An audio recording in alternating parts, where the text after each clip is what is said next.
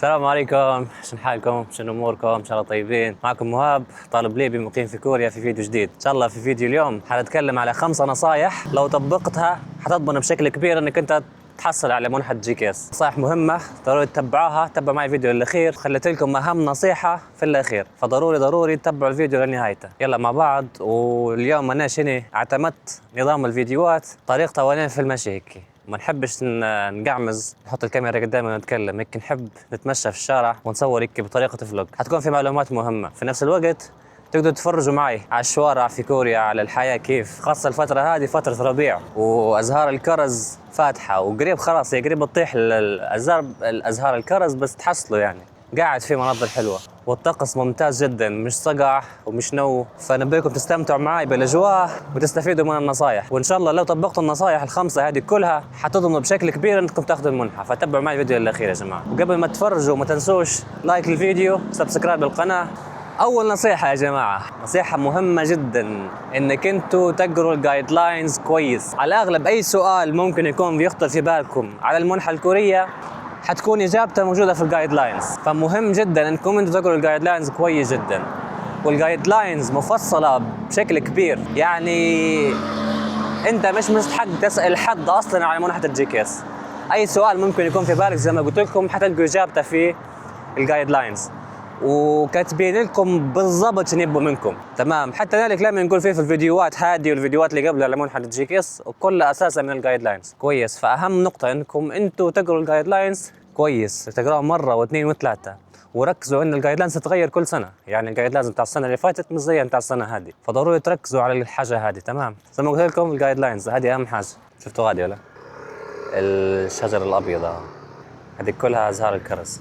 نصيحة رقم 1 الجايد لاينز، تقروا الجايد لاينز كويس. وفي الجايد لاينز نفسها نبيكم تركزوا على حاجة، سامحوني، مش في الجايد لاينز، في الابليكيشن فورم، وين ما في وين تعبي البيرسونال ستيتمنت والستدي بلان. في المربع اللي حاطين لكم فيه وين تعبوا البيرسونال ستيتمنت والستدي بلان كاتبين لكم كم نقطة. النقطة هذه موضحين فيها شو الحاجات اللي يبغوا يسمعوها في الابليكيشن وبأي ترتيب. كويس. طالبين منكم حاجات معينة في النقاط هذه، فمطلوب منكم انه تقروا النقاط هذه كويس. هي عبارة عن مجموعة من الأسئلة يعني، أو شن حابين إنه يسمعوا منكم في البيرسونال ستيتمنت في الستدي بلان. تقروهم كويس وتحاولوا لما بتكتبوا الابليكيشن بتاعكم تحاولوا تجاوبوا على الكلام هذا اللي مكتوب كويس. تمسحوهم طبعا بعدين تعب في المربع نفسه بتاع البيرسونال ستيتمنت ستدي بلان. فمهم جدا يا جماعة تقروا الجايد لاينز مرة واثنين وثلاثة كويس، هذه أهم حاجة. تمام يا جماعة. النصيحة رقم 2 تبدوا تقدموا بكري. تبدوا تقدموا بكري ليش؟ لأن في أوراق محتاجة احتمال، زي مثلا الأوراق الإجبارية اللي هم شهادة الميلاد، الشهادة الجامعية يعني الإفادة وكشف الدرجات وشهادة الميلاد. هذه كلها أوراق محتاجة اعتماد، فحتى لو ما اعتمدتهمش في الوقت ضروري تعرفوا وين يعتمدوا فيه، لأن الموضوع يختلف طبعا من بلاد لبلاد وطريقة الاعتماد تختلف. فالحاجات هذه المفروض تعرفوا إنكم أنتوا وين المفروض تمشوا باش تعتمدوهم. تمام. مش بكري طبعا. لو مثلا احنا في شهر 4، لو مثلا بتقدموا في السنة الجاية شهر 2، لو انتم دراسات عليا تعتمدوهم من توا، ممكن صلاحية نتاعهم تفوت او حاجة، يطلب منكم ورق جديد. ولكن على الاقل المفروض تعرفوا وين ممكن انه انتم تمشوا باش تعتمدوا الورق هذه، فهمت؟ تعرفوا الجهات اللي المفروض انتم تمشوا لها باش تعتمدوا الورق هذا. بالنسبة لليبيا، اولا المفروض تمشوا لمكان في وزارة العدل، تأكدوا من اول حاجة تمشوا ترجموها في مكتب برا، بعدين تمشي لمكان في وزارة العدل يأكد أن الترجمة هذه صحيحة مزبوطة، بعدين تمشي لوزارة الخارجية تعتمد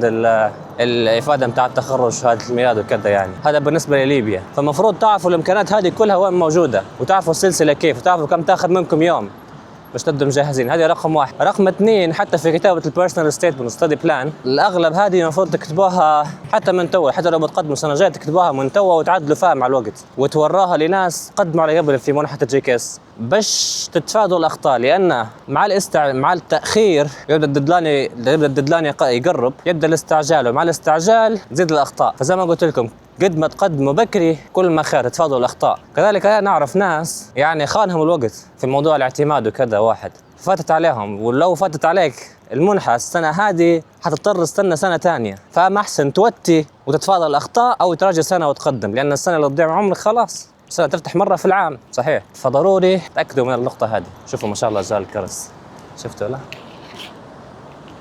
الورد.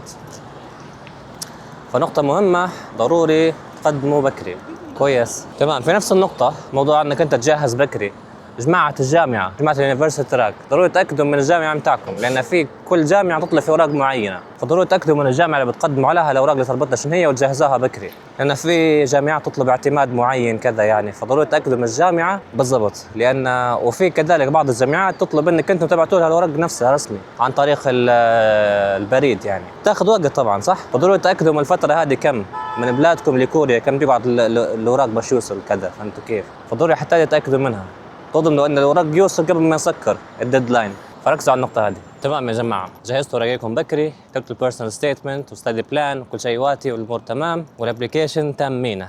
نصيحة رقم 3، تهتموا او تستفيدوا من تجربة الناس اللي قبلكم. لو حصلتوا حد من الناس اللي مقدمة قبل على منحة الجي كي اس، او يعني ممكن حتى اي منحة اخرى مش شرط الجي كي اس، ولكن لو كان في الجي كي اس افضل، حد يرجعكم الابلكيشن بتاعكم قبل ما تديروا له سبميت، تكون ممتازة جدا، لان شنو الناس اللي قبلكم من قبل مديرين اخطاء، فهمتوا؟ فعندهم تجربه وعندهم خبره على الموضوع هذا، فلو ان انتم تستفيدوا من الاخطاء بتاع الناس اللي قبلكم تعطيهم هم يرجعوا لكم الابلكيشن، تكتشفوا الاخطاء قبل ما تديروا سبميت افضل، والناس هذه اللي عندها خبره حتطلع لكم اخطاء في الابلكيشن بتاعكم وتعطيكم نصائح تخليكم تحسنوا من الفرص بتاعكم في المنحه. فلو عندكم حد تعرفوه قدم على الجي كي اس قبل، وانتوا الابلكيشن بتاعكم بكري واعطوه للناس هذه، واعطوه للشخص هذا يرجع لكم الابلكيشن. ولو ما عندكمش يا جماعه حد يرجع لكم الابلكيشن بتاعكم، نقدر نساعدكم في الموضوع هذا، في لينك في الديسكربشن لا تديروا عليه تشيك لو حابين نساعدكم في مراجعه الابلكيشن بتاعكم. فهذه نقطه مهمه جدا، ضروري حد يدير مراجعه الابلكيشن بتاعكم قبل ما تديروا سبميت،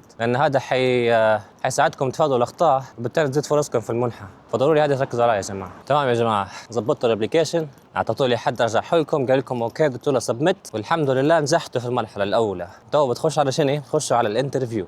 كويس. والنصيحه رقم 4، جهزوا كويس الانترفيو. تمام. في العاده يعني في الاغلب نسبه كبيره الاسئله حتكون متكرره في الانترفيو بتاع المنحه هذه او جميع المنح يعني. اول حاجه ضروري تفتحوا اليوتيوب وتبحثوا بحث كويس على تجارب الناس اللي دارت الملحق من قبل، ويستحسن لو تحصلوا حد من بلادكم دار الانترفيو قبل في الدوله اللي انتم بتقدموا عليها. تمام. وتشوفوا الاسئله اللي سالوها، لو اوريدي تجهزوا الاسئله هذه حاجه رقم 1. حاجه رقم 2، تاكدوا من انت البيرسونال ستيتمنت بتاعكم والستدي بلان اللي كاتبينه، على الاغلب معظم الاسئله في الانترفيو حتكون عليه هو. تاكدوا 100% اولا ان البيرسونال ستيتمنت والستدي بلان انتم كاتبينه، ما تستخدموش شات جي بي تي وما تستخدموش الاي اي في كتابه البيرسونال ستيتمنت والستدي بلان، اكتبوه انتم. فمش مستحق نقول لكم الحاجه هذه، فتكتبوه انتم، ديروا ريفريشنج هيك، تفكروا شو كتبتوا قبل الانترفيو، لان على الاغلب نص الانترفيو حيكون من الستدي بلان ومن البيرسونال ستيتمنت اللي انتم كتبتوه، فضروري ديروا عليه تشيك قبل تخشوا على الانترفيو. تمام. وكذلك يعني يستحسن انكم انتم تحطوا فيرست امبريشن كويس. بالنسبه لي لو قدرتوا تعرفوا بنفسكم بالكوري، او مثلا لو قدرتوا تديروا الانترفيو كلها بالكوري، او جاوبوا حتى على بعض الاسئله باللغه الكوريه، حيكون فيرست امبريشن كويس لكم، حيكون انطباع، حتعطوا انطباع كويس، تزيد فرصكم في المنحه، فهذه حاجه كويسه هلبة. كذلك في الانترفيو تلبسوا كويس، تلبسوا لبسه كويسه وتكونوا على الوقت. اهم حاجه تكونوا على الوقت، ما تتاخروش.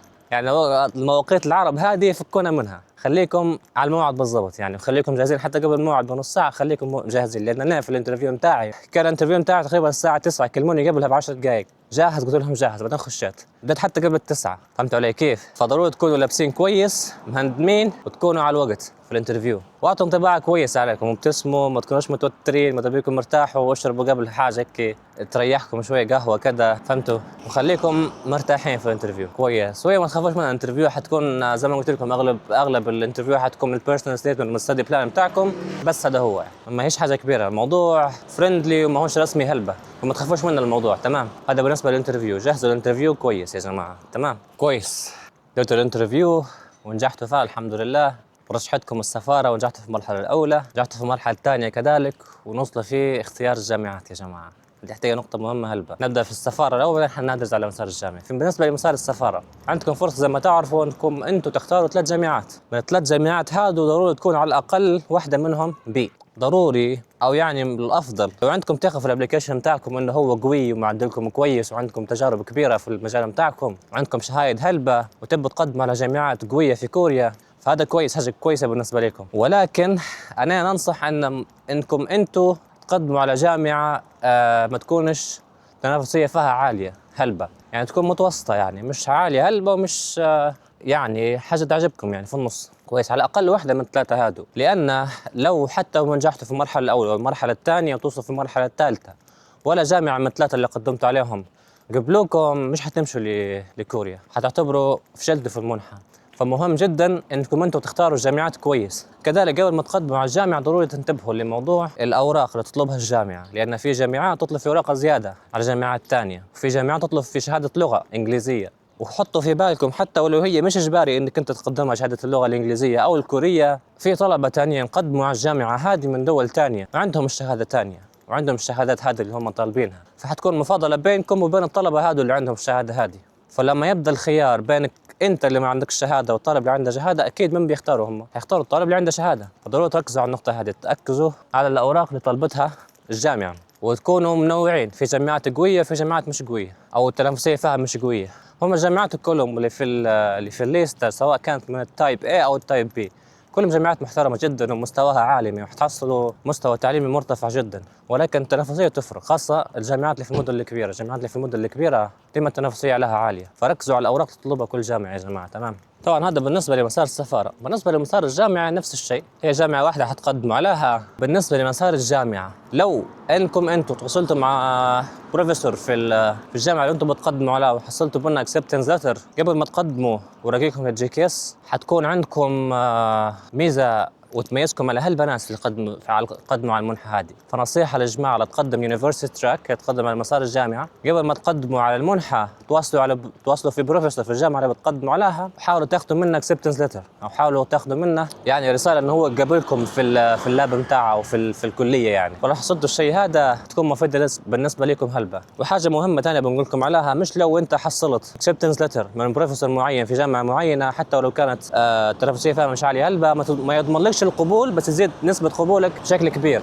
ما تقولوش بنحصل اكسبتنس ليتر من بروفيسور في جامعة قوية هلبة بنقدم عليها بنضمن القبول، لا، الاكسبتنس ليتر ما يضمنلكش القبول في المنحة بتاع GKS. فركزوا على النقطة هذه، مهمة تزيد لك الفرص بتاعك ولكن ما تضمنلكش القبول. فهذه نقطة مهمة لجماعة اليونيفرسيتي تراك. نفس الشيء بتحاولوا ما تقدموش على جامعات تنافسية فيها عالية هلبة لو الابلكيشن بتاعكم مش قوي هلبة. لو الابلكيشن بتاعكم قوي ومعدلكم قوي وعندكم شهايد واوراق تثبت وانجازات علمية وناشرين بحوث، توكلوا على الله قدموا في جامعات قوية. ولكن يعني حاولوا انكم انتم على قوه الابلكيشن بتاعكم تختاروا جامعه مناسبه التنافسيه فيها مش عاليه هلبة. هيك نعتبر كلمت على كل شيء، والنصائح هذه لو طبقتها حتزيد فرصكم جدا بشكل كبير انكم تحصلوا منحه GKS. وحنعطيكم نصيحه اضافيه. تمام، النصيحه الاضافيه هذه ما تركزوش على الجانب الاكاديمي بس في الابلكيشن بتاعكم، خاصه ولو انتم يونيفرسيتي تراك بتقدموا عليه. اي نعم الجانب الاكاديمي مهم، ولكن ركزوا حتى تدمجوا الثقافه الكوريه بالاكاديميه بتاعكم، تجاربكم الاكاديميه كويس، وحاولوا توروا الشيء هذا في البيرسونال ستيتمنت بتاعكم في ستدي بلان. انا متوقع خاصه الناس اللي تقدموا على اليونيفرسيتي على سامحوني على امبسي تراك مسار السفاره، يدوروا في ناس مش بس اكاديميا قواه، بس بيعرفوا انك انت لما تمشي لكوريا غادي مش حتفشل، مش حتجيك صدمه ثقافيه وتقعد محبط في بيتك وخلاص. فضروري توروا الشيء هذا في الابلكيشن بتاعكم، في البيرسونال ستيتمنت، في ستدي بلان، كذلك في الانترفيو ضروري توروا الشيء هذا. تمام، فهذه حاجه ركزوا عليها. معظم الابلكيشن الناجحه في GKS مركزين على النقطه هذه في الابلكيشن بتاعهم، وكذلك في الانترفيو. فالنقطه هذه ركزوا عليها. تمام يا جماعه، النقطه هذه يا جماعه ركزوا عليها كويس. وبهيك نكون تميت فيديو اليوم 5 نصائح تساعدك انك انت تضمن الحصول على منحة GKS. فلو عجبكم الفيديو يا جماعة لايك واشتركوا في القناة لو تحبوا تسمعوا محتوى جديد على كوريا. شكرا لو انتم تابعتوا الفيديو للأخير، نتلاقى في الفيديوهات الجاية بإذن الله. سلام.